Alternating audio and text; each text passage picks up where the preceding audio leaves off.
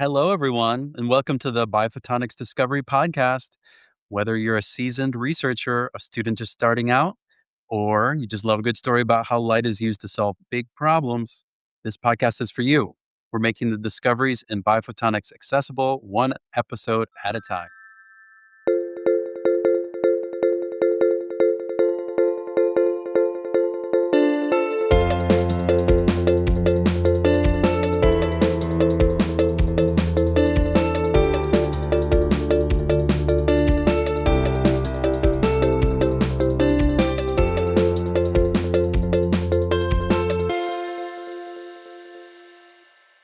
Shining Light on the Epidermis, Why Skin Tone Still Challenges Optical Devices by Boonya-ananta and colleagues.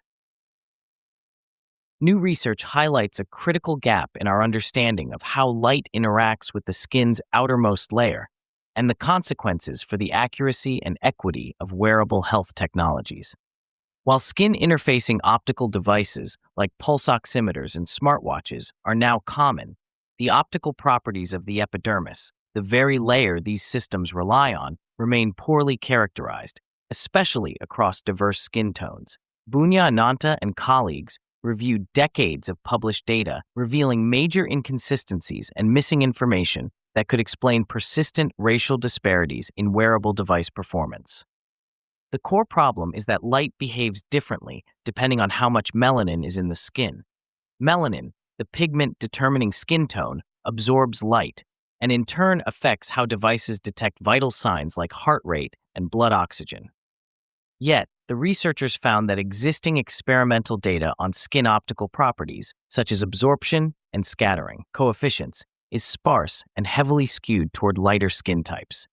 To tackle this issue, the team systematically analyzed both experimental and model-derived data on epidermal optical properties across various skin tones.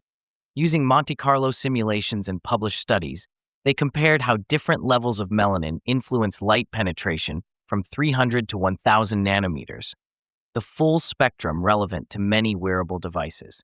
They discovered not only large variability in the optical absorption across skin tones, but a distinct lack of standardized methods for measuring these properties.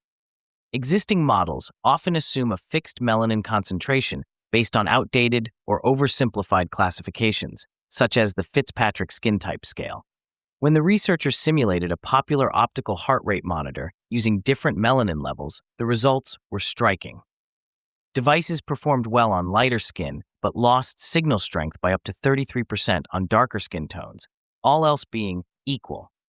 These losses are due to higher melanin absorption, which reduces the amount of light reaching deeper tissues, the authors explained. In real-world terms, such errors could mean misreported heart rates or oxygen saturation levels for patients with darker skin. The study calls for broader and more precise experimental characterization of the epidermis, including in vivo, on living tissue, measurements.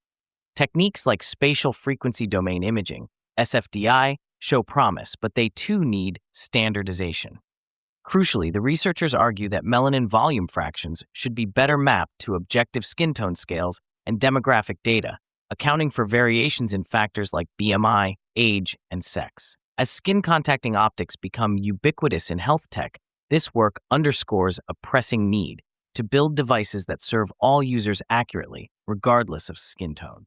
Better modeling and inclusive optical data could finally bring equitable performance to sensors that are increasingly central to modern medicine.